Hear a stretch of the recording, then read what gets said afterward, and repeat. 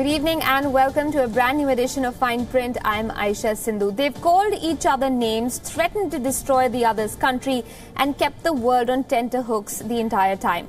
Now those very same men are planning to sit across from one another to iron out their differences. In fact, it looks like the time and place for the meeting between Donald Trump and Kim Jong-un has been decided. This is what the US president told reporters in Washington. I appreciate Kim Jong-un doing this and allowing them to go. We've picked a time, we've picked a place for the meeting, or summit, as you like to call it. And I think it'll be very successful. But as I always say, who knows? Who knows what's going to happen? The meeting between the United States and North Korea, and that'll be announced over the next couple of days as to timing. Now, Mr. Trump might be uncertain of the outcome of the summit, but it seems almost a given that a meeting will take place. The question is where? Neither the president nor his Secretary of State, Mike Pompeo, have coughed up a confirmation. Naturally, speculation is doing the rounds. Leading the pack of possible venues is Singapore. Various reports in the American media have zeroed in on the autonomous state as the chosen spot. With Trump and Kim's preferences for the grandiose, well-known, Singapore's glitzy cityscape could prove the perfect backdrop for the landmark summit.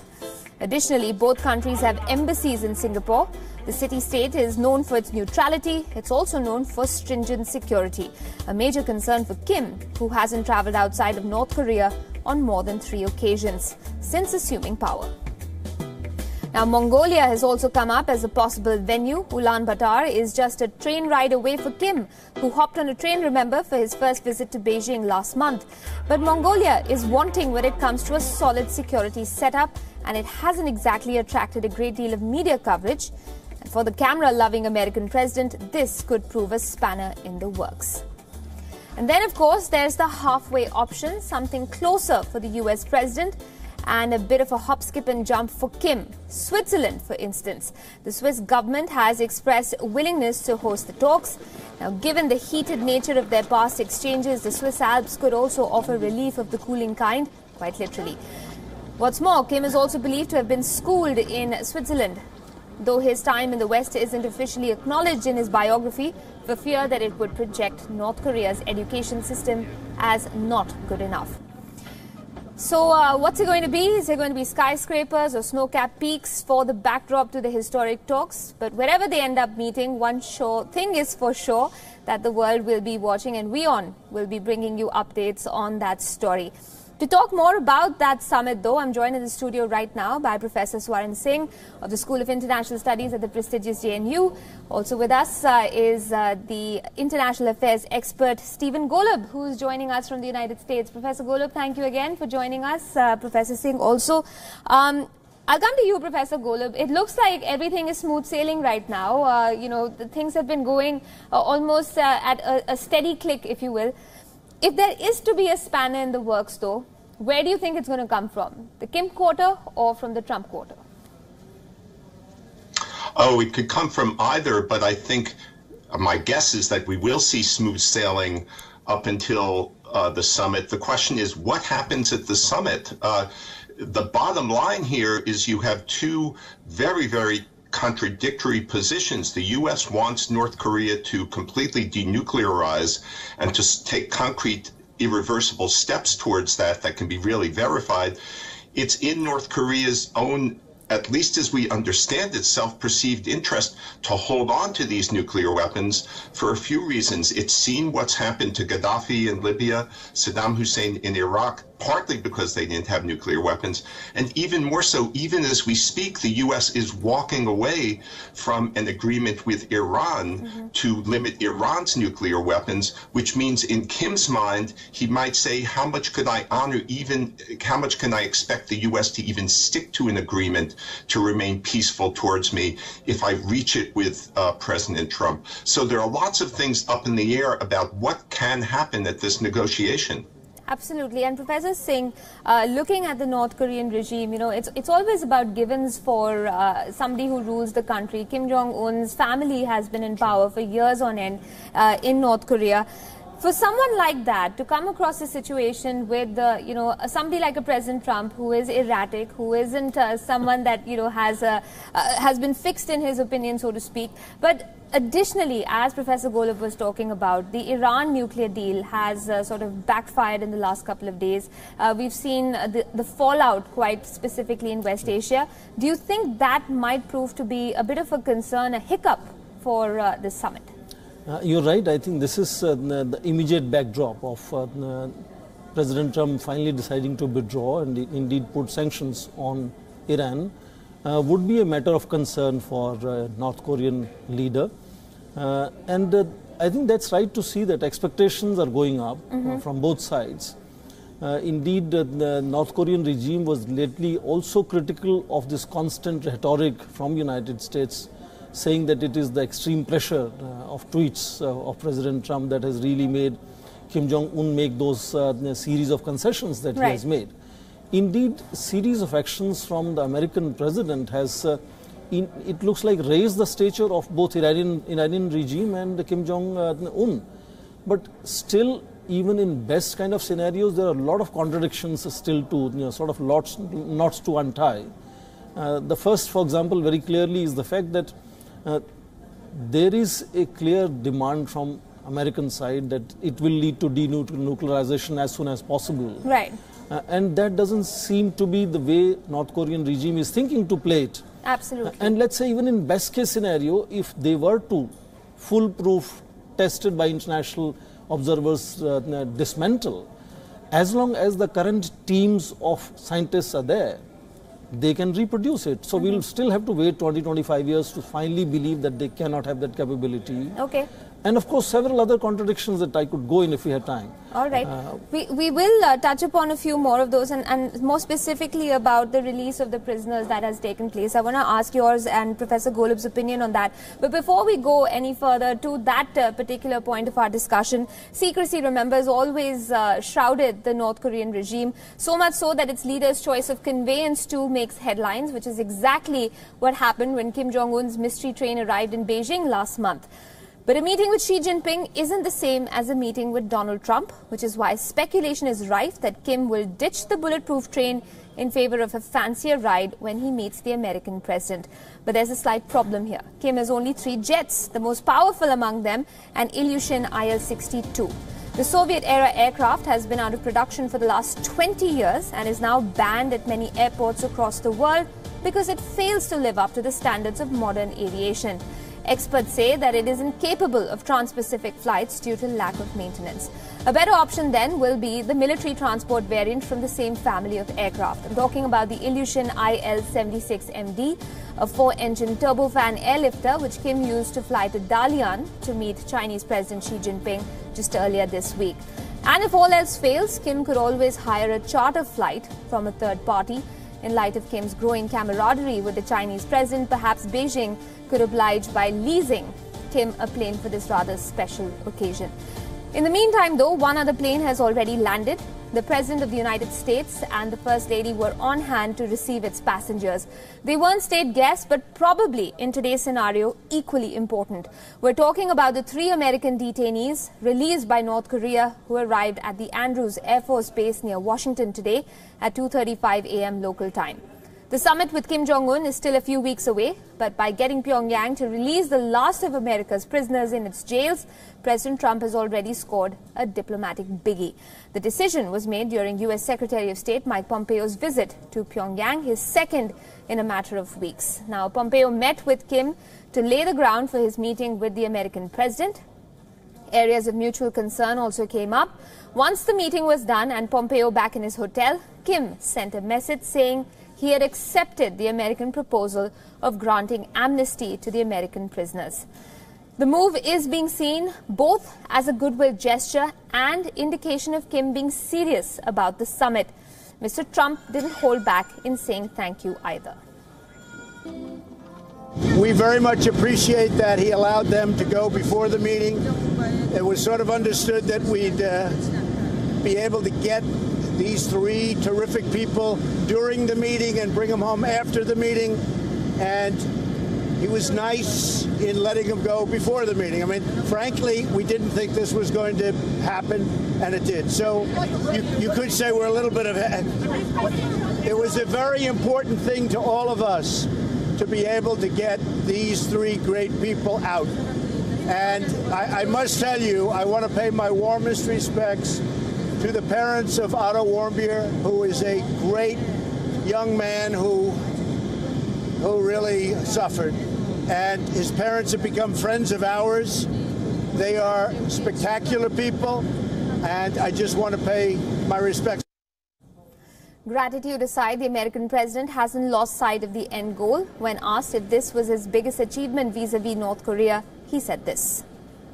My proudest achievement will be, this is a part of it, but will be when we denuclearize that entire peninsula. This is what people have been waiting for a long time. Nobody thought we could be on this track in terms of speed. So I'm very honored to have helped the three folks. They're great people.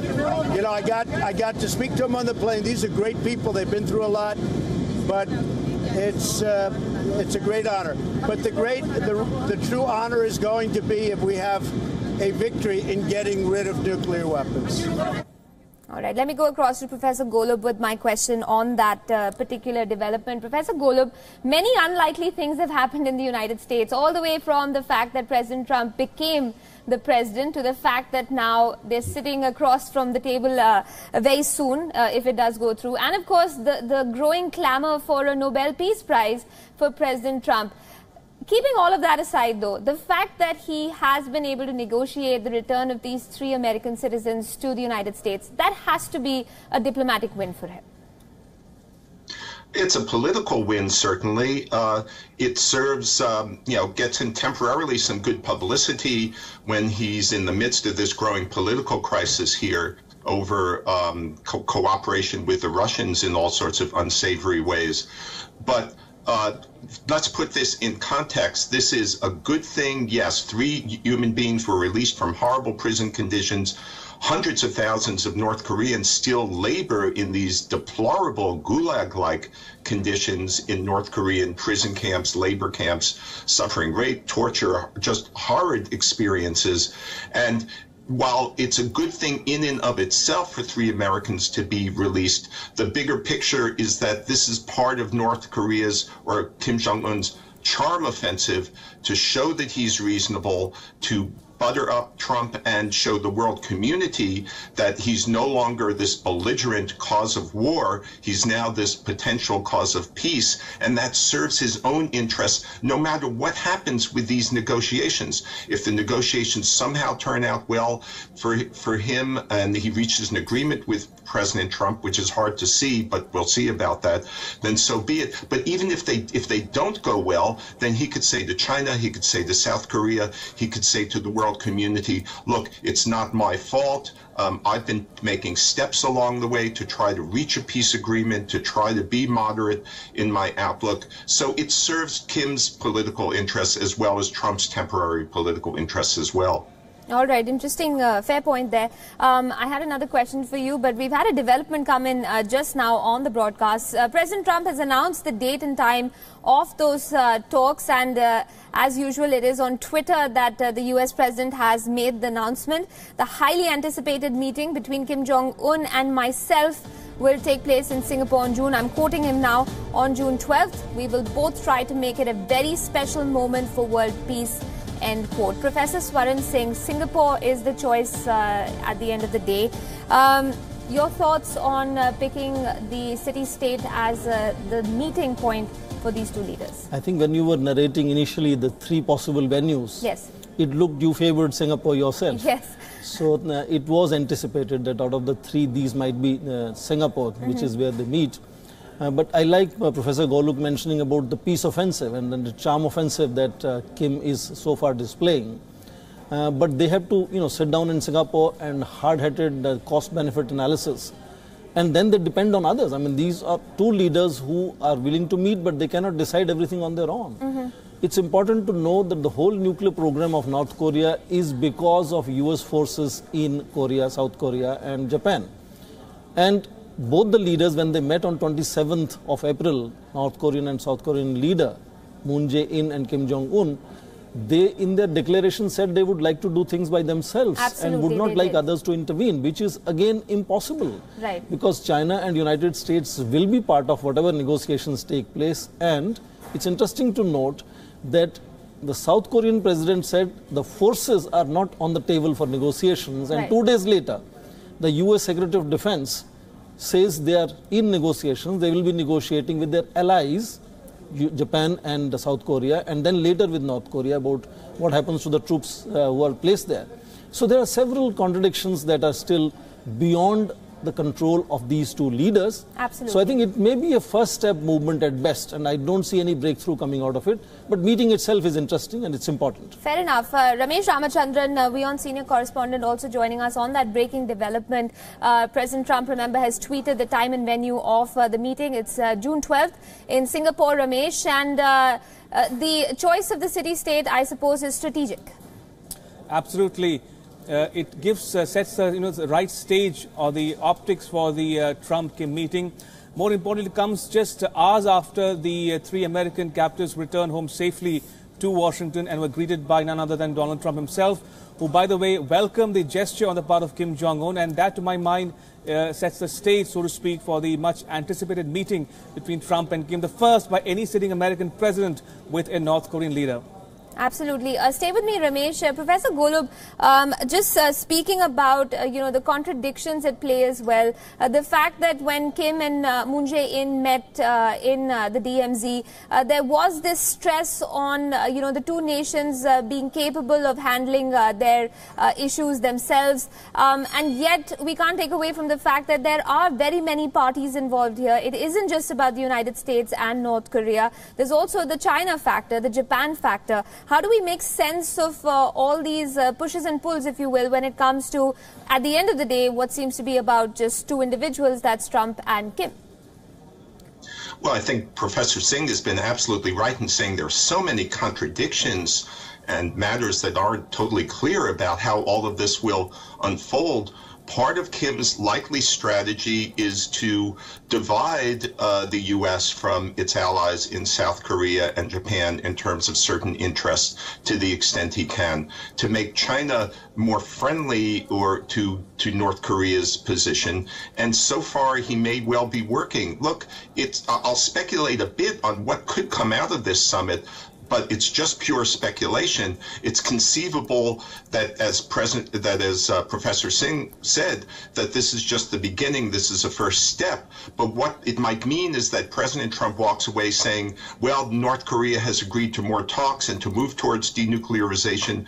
Kim, in turn, will get a favorable response from the U.S. and to some extent, and in the meantime, get more economic cooperation to help his perpetually failing economy in North Korea. Will get less pressure from China. His economic situation, his international political standing will be much better, which in turn undermines the possibility of the U.S. exerting more pressure down the line on North Korea, even as he may continue to build up his nuclear capabilities, or certainly not really wind them down in a meaningful way. So all sorts of contradictions in the air, and one possibility, as I said, is dividing the U.S. to some extent from its allies and from China, which is not an ally, but certainly a very, very powerful force in this whole situation. Absolutely. And Ramesh, you were there at the DMZ when that historic meeting between Kim and Moon Jae-in took place. Did you find that there was, let's say, some sort of tacit agreement or tacit, let's say, acceptance of the fact that the contradictions are there for all to see, but yet this is an exercise in diplomacy that must take place if there is to be some sort of resolution that is to be achieved at a future date? Absolutely, Asha. This is a work in progress.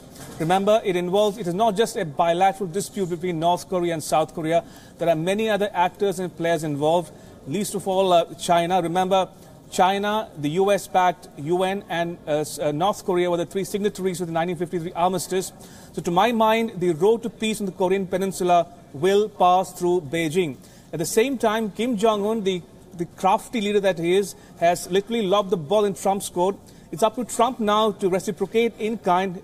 Kim Jong-un has taken a number of decisions to set the stage, so to speak, for the Trump-Kim meeting, including on the issue of suspending all future nuclear tests, closing down the Punggye, the testing site, and also releasing the hostages. So clearly, the ball is now clearly in Trump's court.